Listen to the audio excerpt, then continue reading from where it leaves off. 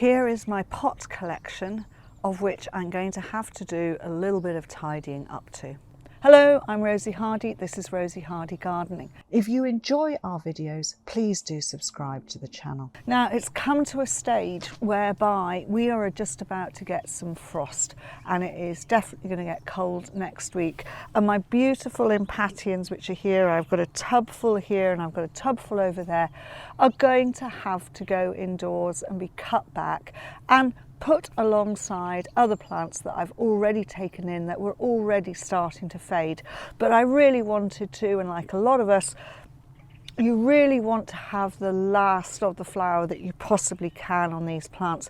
But I know perfectly well if I leave them and they get really badly frosted, then I'm going to damage the plant material that I've got here. So I'm going to have to forsake this flower, and I'm going to have to take these pots from here, and then that's going to leave a big hole here. I've got other things which are still looking okay, like my Acer, my Impatiens are coming in, my beautiful myrtle here is doing very, very well. And what I'll have to do is have a little bit of a rearrangement of these plants and get some of my winter flowering shrubs. I've already done it on the far side. I brought one of my Mahonias over. I'm going to bring my Sarcococca over and put that in here. The hellebores will come forward, and that way it'll still look really interesting and gives me just a little bit of greenery and loveliness to go straight into the back door. I'm happy with my Elaeagnus here. My fern is looking good, my grass is looking really good, and my myrtle is fantastic.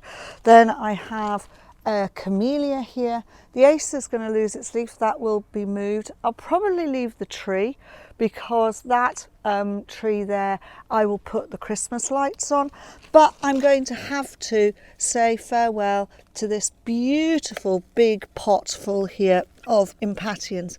In fact, it doesn't want to come out of the clay, so I might just take the clay away completely. I've brought my two Impatiens in and they look lovely, I know they do, but I don't want to miss them from the point of view that they get frosted and I'm not here. So basically they've got to have their hair cut, and what you need to be doing with them is you need to be cutting them right down. Now this is not tidy, it's just literally a cut right the way off, going all the way down and cutting them back. Now a lot of people will go, oh my gosh, there's lots of cutting material in there. Yeah, there is, but I've already got 15 small pots of this. How many do I need? So basically they're just going to have the haircut. This material will go on the rubbish heap and then be composted down, so that is absolutely no problem with that whatsoever. And you get down to this, and the other thing I can notice while I'm doing this, and it's very important when you bring plant material that's been outside and you bring it in to a protected area, whether it's a greenhouse or it's in the house, just double check the bottoms of the pots, because there's a slug here, there's a slug there, there are some very, very small little tiny slugs here and little snails, so all of those need to be removed. So while I've been talking to you, this one's actually decided to go and try and make a getaway for it, so I don't need them. They can go in the pot there. You just need to check around the tops of the pots, underneath the lips of the pots like this, and these lips here are where they tend to be. We don't want the ones that are on the bottom. I'm not worried about the worm. That seems to be halfway in, halfway out. Don't really want the wood lice. So we just do a general run around like that. If you don't want to do it with your hands, then, you know, get a brush and just brush it off and make sure that you've got it all completely clear. The other thing I noticed with this, as I was cutting stuff off, was that there were a few weeds in here, and I need to just take those out. Well, unwanted plants, shall we put it that way. They were some herb Robert that have self-seeded themselves into the pot, but while the plant was growing you weren't going to notice it. So that one is looking nice and tidy and is great. And then this one, which which I couldn't get out of its terracotta, I'm going to actually do the cutting back now. And if you wanted to know what this Impatiens is, this Impatiens is Kilimanjaro pseudo violacea, and this one is the white form. And it is a beautiful plant, and you know, it's one plant making all of this growth, and they're great in a shady spot. So where I have them at the back door is basically shady. They get about an hour, 2 hours of the early morning sun, and that's about it. And then the rest of the day they are in shade, and that's where they like to be. And it's a brilliant place, and they flower continually right the way through the summer, right the way through till now. And if we were more mild, then I would leave them out there, because they would probably still be in flower right the way through to December. I don't have anywhere to display them inside, so this is what happens with them. They don't want to be too hot either, so that's fine. So they're coming into this particular tunnel where it is frost free, and now I'm going to have to try, there we go, I've got it out of its pot. Now you can see it's rooted really well down, but look at the amount of slugs that there are on the bottom of this pot. I'm going to have to go round and get rid of all of those, because I do not want all of those slugs in here. I'll probably also, because this has started to root out down to the bottom, because that's where it was going into the pot, I'm going to get rid of this root, because it's not going to help it while it overwinters. It's better if that's disappeared. That also will get rid of a load of the pesky little blighters in the way of slugs and snails, which have decided they're going to be in there. And then I won't store it in the terracotta.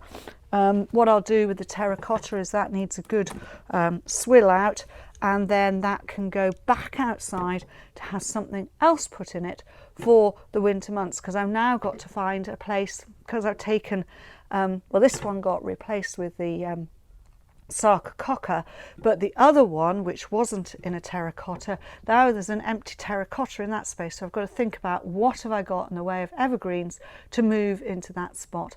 So, you know, your pots that you have as your display through the summer can carry on being a winter display. All you've got to do is move around and put other things in there, and then you get a whole mass of interest. And at this time of the year, the majority interest will be evergreen shrubs, or maybe some evergreen herbaceous, such as saxifrages or things like that, or the hellebores. They all come into their own now to give you your winter pots. Having cut them down, they've now come into this spot here underneath the bench, along with a lot of my other bits and pieces that I want to keep in here. So basically they're going to be frost free. They won't get watered much at all. They'll just be left in here. Again, they're in a shadyish spot. They're quite happy with that. They will just overwinter here until we have no more risk of frosts. Once they start to regrow in the spring, they'll get a little bit of watering. They might get a bit of liquid feed. I'll look at them. They were well full in those pots. I could easily be doing something like taking them out of these containers. I don't really want any bigger containers because they won't fit into my clays otherwise. But I may split them up, give them some new compost, and then they will be ready to go for another season, looking fantastic right the way through the summer. So that is my Impatiens overwintering here in the tunnel, frost free, virtually no water. Big hole.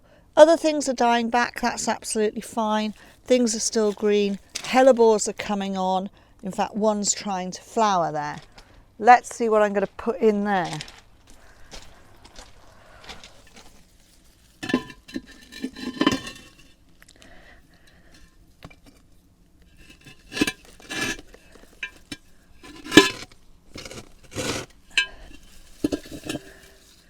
Turn it round. Stand back. Great. So, having created a big hole and then had a look to see how all the other plants were looking, I've brought my sarcococca in. It has filled the spat.